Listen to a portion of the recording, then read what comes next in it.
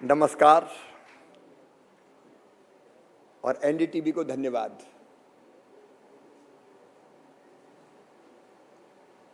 खेती जीवन का आधार है, लेकिन खेती में न्यूज कम है। लेकिन एनडीटीवी ने अवसर दिया कि खेती किसानी की बात भी उन तक भी जाए जो खेती नहीं करते। किसान अन्नदाता है और अन्न ही हमें जीवन देता है, मतलब जीवन दाता है। और कृषि मंत्री के रूप में किसानों की सेवा मेरे लिए भगवान की पूजा है। प्रधानमंत्री श्रीमान नरेंद्र मोदी जी के नेतृत्व में हमारा लक्ष्य स्पष्ट है। नंबर 1, देश की खाद्य सुरक्षा सुनिश्चित करना। कोई भूखा ना रहे, भरपूर भोजन फल सब्जी मिले। नंबर 2, जो अन्नदाता है जीवनदाता। कितनी कठिनाइयों में खेती करता है, उसकी आजीविका और आमदनी सुनिश्चित की जा सके। और नंबर 3 है पोषण। हमको पोषण युक्त आहार भी चाहिए। और इन 3 लक्ष्यों की पूर्ति के लिए हमने रोड मैप बनाया हुआ है। और वो भी कोई कंफ्यूजन नहीं है हमें। पहली चीज सरकार करना चाहती है समाज के साथ मिलकर उत्पादन बढ़ाने का काम। उत्पादन बढ़ाना है, उत्पादकता बढ़ाना है। 144 करोड़ के आसपास हमारी पॉपुलेशन है। हमारी आवश्यकताएं बढ़ती जा रही है। और फिर भारत को दुनिया का फूड बास्केट भी तो हमें बनाना है। भारत केवल भारत के लिए नहीं है, दुनिया के लिए भी है। और उत्पादन अगर बढ़ाना है तो पहली चीज है बीज। अच्छे सीड्स चाहिए। उसमें वैज्ञानिक भी लगे हुए। आईसीआर के पास टीम है, अलग अलग संस्थान है 113, जिनमें उन्नत बीजों के निर्माण के लिए हम लोग निरंतर प्रयत्नरत है। अभी पिछले दिनों जीनोम एडिटिंग, क्योंकि जीएम के बारे में हमारे यहां सहमति नहीं है अभी, लेकिन जीनोम एडिटिंग पद्धति के माध्यम से हमने धान की 2 किस्में तैयार की, जिनमें उत्पादन 19 से लेकर 30% तक बढ़ेगा। 20 दिन पहले जल्दी आ जाएगी तो लागत घटेगी, पानी भी बचेगा, कार्बन गैसों का उत्सर्जन कम होगा। 2014 से अब तक लगभग 3500 अलग अलग वैरायटीज के अलग अलग फसलों की किस्मों के बीज रिलीज किए जा चुके हैं। और उत्पादन भी अगर आप देखें, बाकी भी फैक्टर है, लेकिन बीजों के कारण, बीज भी एक बड़ा कारण है। तो 2014-15 से लेकर 2024-25 तक ही मैं अगर फूड ग्रेन की बात कहूं तो 252 मिलियन टन उत्पादन होता था हमारे यहां खाद्यान्न का। वो बढ़ के अब हो गया 354 मिलियन टन। 44% की वृद्धि है ये। आज हालत यह है कि धान गेहूं भंडार भरे हुए हैं। किसानों को मैं प्रणाम करता हूं, उन्हें कोई कसर नहीं छोड़ी है। धान तो रखने की समस्या है, एक्सपोर्ट करने की हम कोशिश कर रहे हैं। इसी साल अगर देखेंगे तो रिकॉर्ड उत्पादन हुआ है। गेहूं, धान, मक्का, सोयाबीन, मूंगफली। लेकिन अभी भी कसर बाकी है, हम संतुष्ट नहीं है। उत्पादन और गुणवत्तापूर्ण उत्पादन। हम गेहूं में, धान में नेशनल एवरेज के करीब है, लेकिन कई फसलों में हमें पीछे हैं अभी।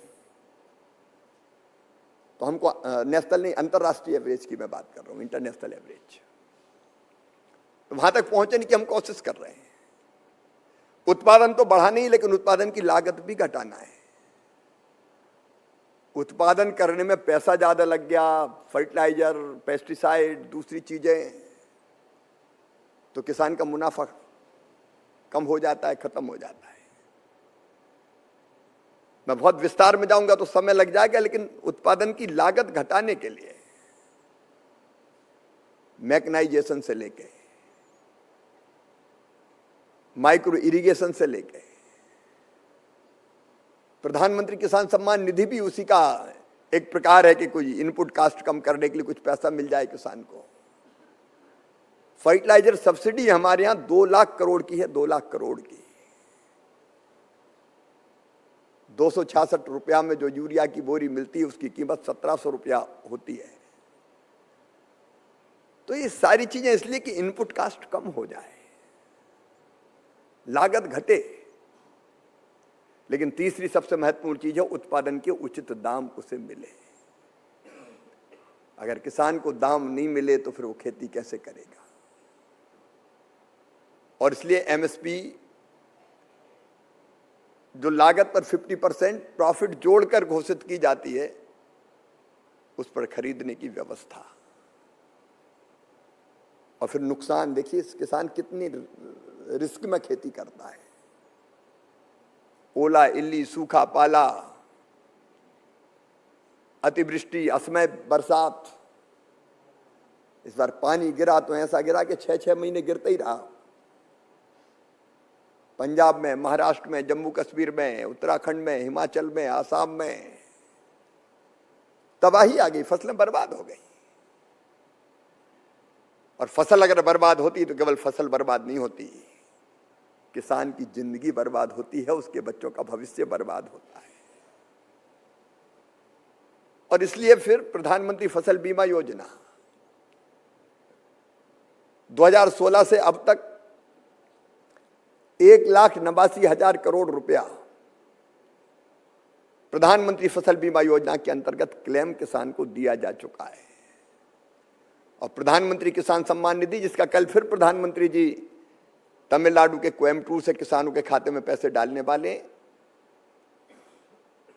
3,90,000 हमारे किसानों हमारे किसानों के खाते में जो पैसा डाला जा रहा है 2,000 रुपया 3 किस्तों में, तो कल ही 9,000 किसानों के खाते में 18,000 करोड़ रुपया डलेंगे।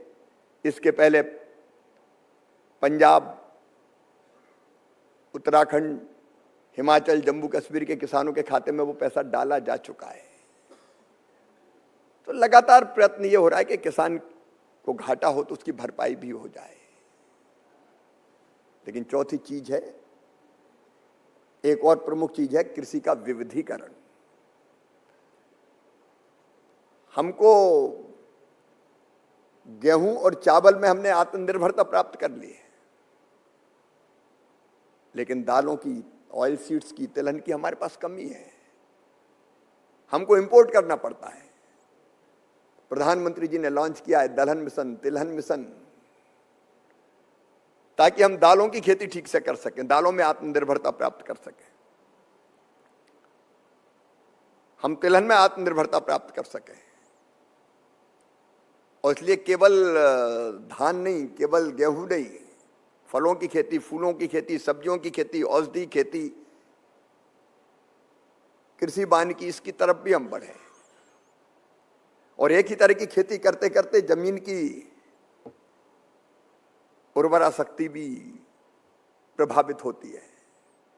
पुराने जमाने में हमारे बुजुर्ग कहते थे कि अलग अलग चीजें, अलग अलग खूंट पे 4 कोने हैं तो अलग अलग चीज बो। आज जहां धान बोया, कल वहां चना बो, परसों वहां दूसरी चीज बो। तो विविधीकरण भी ध्यान में है हमारे। लेकिन डाइवर्सिफिकेशन के साथ साथ वैल्यू एडिशन, पेप्सी के को मित्र बैठे हैं यहां, वो बता रहे थे, वैल्यू एडिशन बहुत महत्वपूर्ण है किसानों को ठीक दाम देने के लिए भी। ये जितनी तेजी से हम करेंगे प्रोसेसिंग का काम, उतना हम देश का, किसानों का भला भी करेंगे और रोजगार के अवसर भी सृजित करेंगे। और उसके लिए कई तरह की योजना है। फूड प्रोसेसिंग डिपार्टमेंट ही है एक। MIDH में हम बागवानी को बढ़ाने की कोशिश कर रहे हैं। अलग अलग तरह की, देखो देश में सचमुच में अद्भुत मिट्टी है हमारी। 15 एग्रो क्लाइमेटिक जोन है हमारे। अब हम नॉर्थ ईस्ट की चर्चा कर रहे थे, अगर वहां के अनानास को आप खा लें तो ऐसा रस कहीं मिलेगा नहीं आपको। और मिर्ची ऐसी तीखी कि अगर हाथ में लग गई और कहीं हाथ की उंगली आपको छू गई तो फिर बिना नहाए काम नहीं चलेगा। वहां की हल्दी, वहां का अदरक। लेकिन समस्या यह है कि वो ले जाने में, उनको ट्रांसपोर्टेशन में बहुत समय लगता है, तो कई बार फसलें खराब हो जाती। तो हम दोनों तरह के काम कर रहे हैं। सेल्फ लाइफ कैसे बढ़े, हमारे वैज्ञानिक इस काम में भी लगे हुए हैं, प्राइवेट सेक्टर के साथ भी मिलकर काम कर रहे हैं। और दूसरे, प्रोसेसिंग अगर वहां हो सके तो किसान को ठीक दाम मिल जाए, फल सब्जियां खराब ना हो। लेकिन इसके अलावा एक और पहलू है, अत्यधिक उपयोग केमिकल फर्टिलाइजर का, पेस्टिसाइड का, वो सॉइल के हेल्थ को भी प्रभावित कर रहा है। और क्रम अगर यही चलता रहा तो ये धरती आने वाली पीढ़ियों के लिए अन्न उत्पादित करने से ही इनकार कर देगी। और कई जगह ये प्रभाव देखने मिल रहा है। ये धरती केवल हमारे लिए नहीं है, आने वाली पीढ़ियों के लिए भी है। और इसलिए प्राकृतिक खेती का भी मिशन लॉन्च किया गया है। नेचुरल फार्मिंग के लिए एक अलग मिशन बनाया गया है। और आज मैं पूरे विश्वास के साथ ही कहना चाहता हूं, अगर ठीक ढंग से, सही तरीके से प्राकृतिक खेती की जाए तो उत्पादन घटता नहीं है, गुणवत्ता बढ़ जाती है। लेकिन एक साथ हम नहीं करेंगे, धीरे धीरे। एक किसान के पास 5 एकड़ जमीन है तो आधे एकड़ में करके देखे।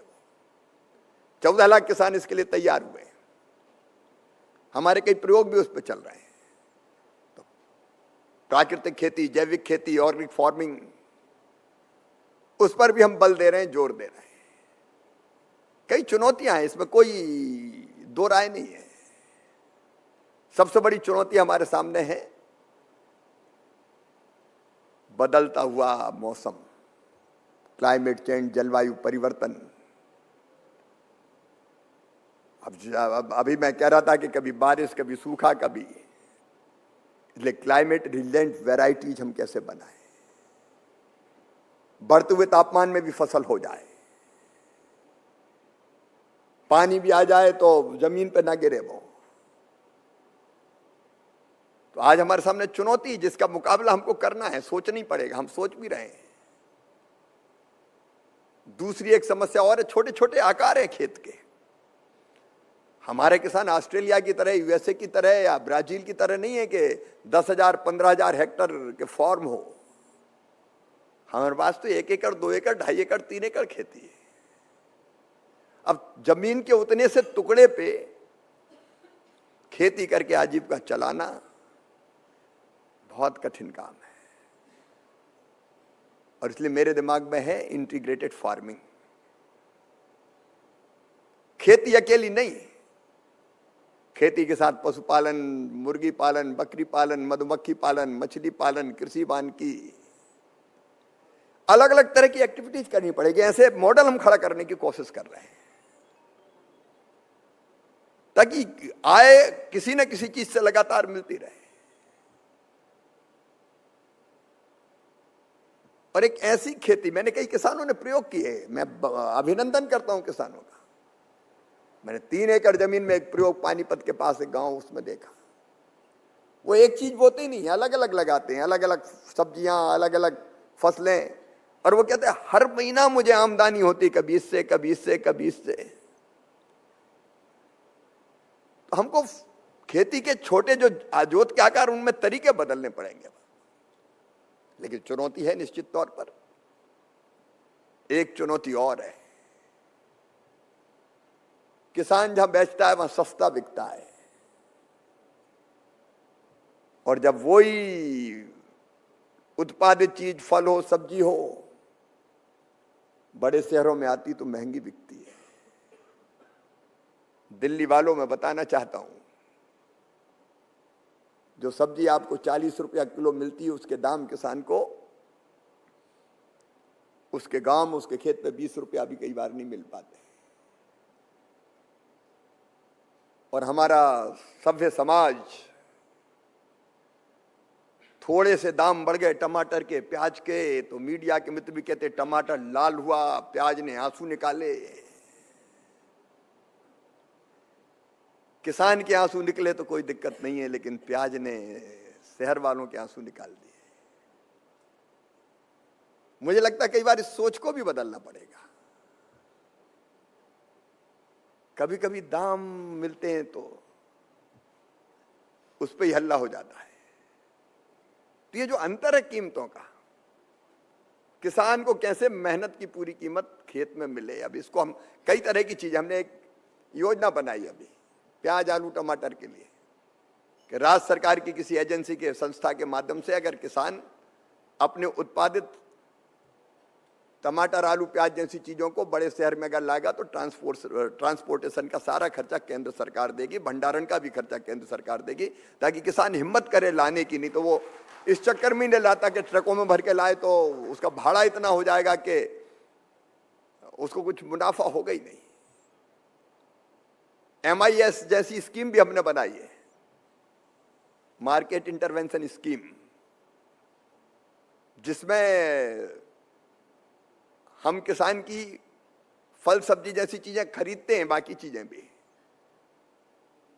और खरीदने में जो मॉडल रेट तय करते हैं कि कम से कम इतनी लागत लगी, इसमें इतना प्रॉफिट जोड़ के इतना कम से कम किसान को मिलना चाहिए, तो उसमें जो पैसा ज्यादा लगेगा उसको 50% राज्य सरकार वहन करे, 50% केंद्र सरकार वहन करे।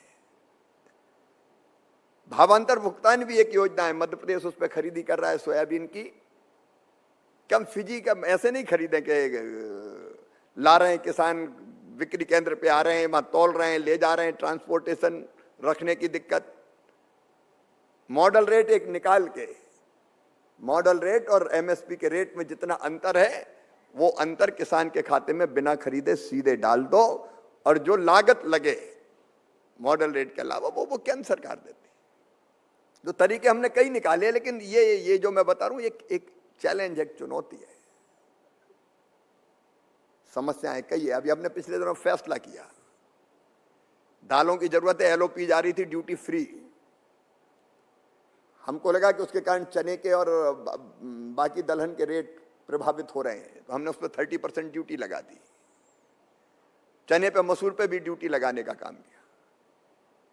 प्याज के एक्सपोर्ट पे बैन था, क्योंकि हमारे यहाँ जरूरत थी, हमने प्याज के एक्सपोर्ट से बैन खत्म कर दिया, किसान कहीं भी बेचे, दुनिया भर में जाए।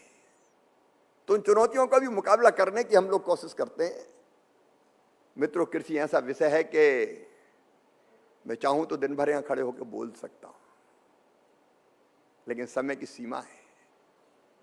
प्रधानमंत्री नरेंद्र मोदी जी के नेतृत्व में कृषि क्षेत्र में जो काम हो रहा है वो अद्भुत और अभूतपूर्व है। हमारा संकल्प है हर हालत में हम किसान की आमदनी बढ़ाने का प्रयत्न करते रहेंगे, और देश की खाद्य सुरक्षा सुनिश्चित करते हुए,